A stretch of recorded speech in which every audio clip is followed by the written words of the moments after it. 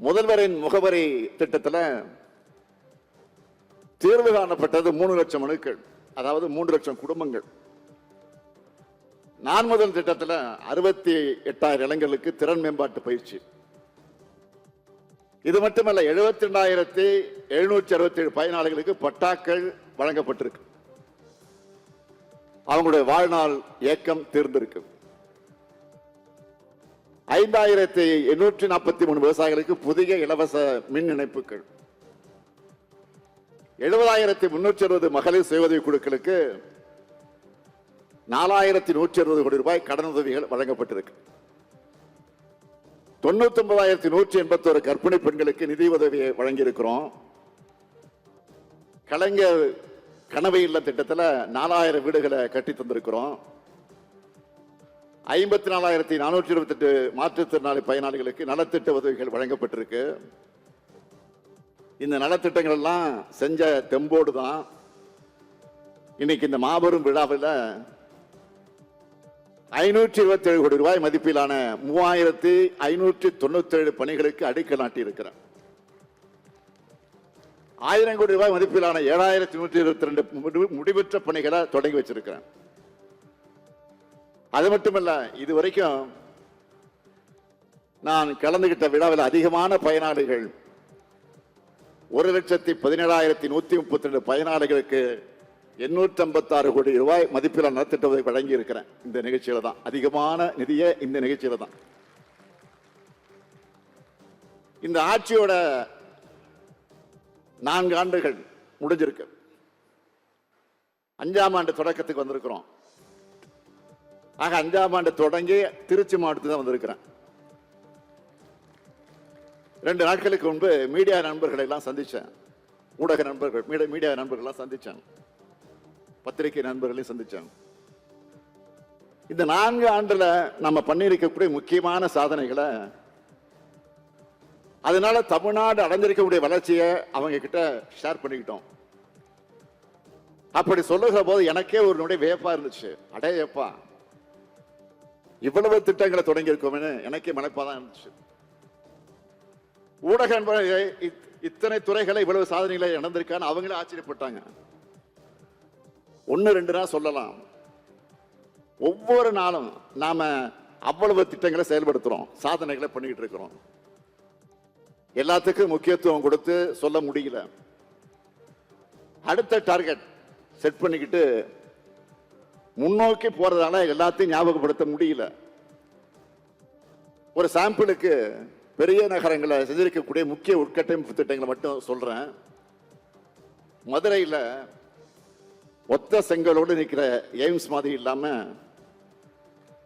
சொன்ன தேதிக்கு முன்னாடியே சென்னையில கட்டி முடிச்ச 6 லட்சம் மக்களுக்கு மேல பயனடையக்கூடிய கலைஞர் நூற்றாண்டு உயர் சிறப்பு மருத்துவமனை, கலைஞர் நூற்றாண்டு பூங்கா, கோவையில செம்மொழி பூங்கா பணிகள் நடைபெற்று வருது. மதுரைக்கு கலைஞர் நூலகம், ஜல்லிக்கட்டு அரங்கம், சிவகங்கை மாவட்டத்தில் கீழடி அருங்காட்சியகம், குமரிமுனையில வள்ளுவருக்கு சில கண்ணாடி இழைப்பாலம். எல்லா மாவட்டத்திலையும் தொழில் பூங்காக்கள், டைடல் பார்க்குகள், பணிபுரியும் பெண்களுக்கு தோழி விடுதிகள்னு ஒவ்வொரு மாவட்டத்துக்கும் பெருமித அடையாளங்களை உருவாக்கிட்டு வரோம். நம்முடைய திராவிட மாடல் அரசு அமைகிறதுக்கான வெற்றி பயணம் தொடங்கினத இந்த திருச்சியில் இருந்து தான். மறந்திருக்க மாட்டீங்க, 2020 சட்டமன்ற தேர்தலுக்கு முன்னாடி திருச்சியில் நடந்த விடியலுக்கான முழக்க மாநாட்டில் அடுத்த 10 ஆண்டுகளுக்கான என்னுடைய விஷன் அறிவிச்சேன். என்னுடைய கொள்கை அறிவிச்சேன். என்னன்னா, தமிழ்நாட்டை துறைவாரியா எப்படி உயர்த்துவோம்னு சொல்லி 7 வாக்குறுதிகளை அப்பொழுது நான் சொன்னேன். முதல் வாக்குறுதி, வளரும் வாய்ப்புகள், வளமான தமிழ்நாடு. 2வது வாக்குறுதி, மகசூல் பெருக்கம், மகிழும் விவசாயி. 3வது வாக்குறுதி, குடிமக்கள் அனைவருக்கும் குறையாத தண்ணீர். 4வது வாக்குறுதி, அனைவருக்கும் உயர்தர கல்வி மற்றும் உயர்ந்த மருத்துவம். 6வது வாக்குறுதி எழில்மிகு மாநகரங்களின் மாநிலம். 6வது வாக்குறுதி உயர்தர ஊரக கட்டமைப்பு, உயர்ந்த வாழ்க்கை தரம். 7வது வாக்குறுதி அனைவருக்கும் அனைத்துமான தமிழகம். இந்த 7 வாக்குறுதிகள பெரும்பாலானவற்றை இந்த 4 ஆண்டுகளிலே நாம் எட்டி இருக்கிறோம். பொருளாதாரத்தை பொறுத்த வரைக்கும் 9.69 விழுக்காடு என்பது இதுவரை தமிழ்நாடு பார்க்காத வளர்ச்சி. இந்தியாவில் நாம் தான் நம்பர் 1. நாம தான். வேளாண்மை துறையை பொறுத்த வரைக்கும் ஒவ்வொரு ஆண்டும் பாசன பரப்பும் விளைச்சலும் அதிகமாகி சாதனைகளை படிச்சுக்கிட்டு இருக்கிறோம். தனி பட்ஜெட்டும் தாக்கல் செய்கிறோம் சட்டமன்றத்தில். அதே போல கல்வி எடுத்துக்கிட்டா புதுமை பெண், தமிழ் புதல்வன், நான் முதல்வன் போன்ற நம்ம புரட்சி திட்டங்கள் காரணமா உயர் கல்வியில சேர்றாங்க. எண்ணிக்கை அதிகரிச்சுட்டு வருது. அதுவும் இந்தியாவோட சராசரியை விட 2 மடங்கு அதிகம். தலை சிறந்த கல்வி நிறுவனங்கள்ல 5ல் 1 பங்கு தமிழ்நாட்டில் தான் இருக்குன்னு ஒன்றிய அரசு ரிப்போர்ட் தராங்க. காலை உணவு திட்டம், இல்லம் தேடி கல்வி, எண்ணெய் நிறுத்தும் போன்ற திட்டங்களால பள்ளி கல்வியில பெரும் வளர்ச்சியை பார்க்கிறோம். மாணவர்கள் இடைநிற்றல் குறைஞ்சிருக்கு, சத்து குறைபாடு குறைஞ்சிருக்கு, அட்டெண்டன்ஸ் கூடி இருக்கு. மருத்துவத்துறை எடுத்துக்கிட்டா நம்முடைய தொலைநோக்கு திட்டமான மக்களை தேடி மருத்துவ திட்டத்தை சிறப்பா செயல்படுத்தி ஐநா விருதையை வாங்கி இருக்கிறோம். நகரங்களை மட்டுமல்ல கிராமங்களையும் வளர்த்திருக்கிறோம். இது எல்லாத்துக்கும் மேலாக சமூக நீதி அரசை உருவாக்கி இருக்கிறோம். எந்த பிரிவினரும் விட்டு போக கூடாதுன்னு கவனமா செயல்பட்டு பிற்படுத்தப்பட்ட, மிகவும் பிற்படுத்தப்பட்ட பட்டியலின பழங்குடியின சிறுபான்மையினர், மாற்றுத்திறனாளிகள், திருநங்கையர், விளிம்பு நிலை மக்கள்னு எல்லாருக்குமான ஆட்சியாக நம்ம திராவிட மாடல் ஆட்சி நாட்டுக்கு எடுத்துக்காட்டா திகழ்ந்து கொண்டிருக்கு. நாடு போற்றும் 4 ஆண்டு, தொடரட்டும் இது பல்லாண்டு அப்படின்னு சொன்னோம்.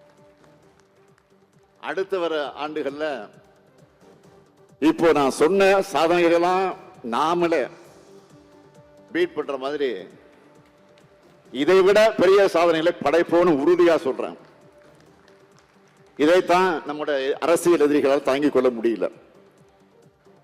அவங்களோட கடந்த ஆட்சியில் என்னெல்லாம் நடந்துச்சுன்னு சின்னதா ரீவைண்ட் பண்ணி பார்க்கலாமா? கொஞ்சம் ரீவைண்ட் பண்ணி பாருங்க, கொஞ்சம் ரிவர்ஸ்ல போய் பாருங்க. அவங்க ஆட்சியில் என்ன நடந்துச்சு 10 வருஷத்துல.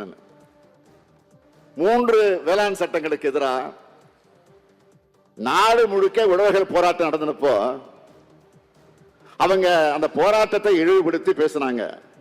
அது இன்றைக்கு எதிர்க்கட்சி தலைவராக இருக்கக்கூடிய அன்றைக்கு முதலமைச்சராக இருந்த எடப்பாடி பழனிசாமி பேசினார்.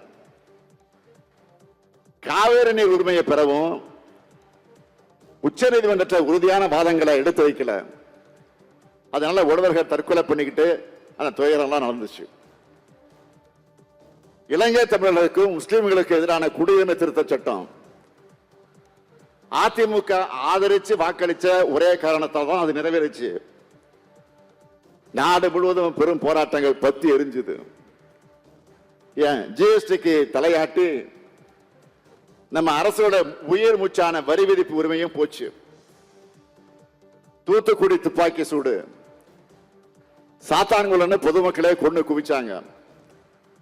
ஏன் இதையெல்லாம் இப்ப நினைவுபடுத்துறேன்னா, அப்படிப்பட்ட இருண்ட ஆட்சியில் இருந்து 4 ஆண்டுகள்ல நம்ம விடியல் ஆட்சி எப்படிப்பட்ட மாற்றத்தை நிகழ்த்தி காட்டியிருக்கோம்னு நீங்க கம்பேர் பண்ணி பார்க்கணும் என்பதற்காக தான் சொன்னேன். இது சும்மா தொடக்கம் தான். நான் சட்டமன்றத்தில் சொன்னேன், திராவிட மாடலுடைய வெர்ஷன் 2.0 இனிதான் லோடிங். 4 ஆண்டுகள்ல சரிவில் இருந்து நம்பர் 1 மாநிலமாகி சாதனை படைச்சோம். இனி நாம போற பாதை சிங்க பாதையாக இருக்கும். ராக்கெட் வேக வளர்ச்சின்னு சொல்றத கேள்விப்பட்டிருப்பீங்க. அதை அடுத்து வரும் ஆண்டுகள்ல பார்ப்பீங்க. அது நடந்தேற தொடரட்டும் நமது திராவிட மாடல் ஆட்சி பல்லாண்டு என்று நாங்கள் என்றைக்கும் உங்களோடு இருப்போம். என்றும் நீங்கள் எங்களோடு இருக்க வேண்டும் என்று கேட்டு விடைபெறுகிறேன். நன்றி, வணக்கம்.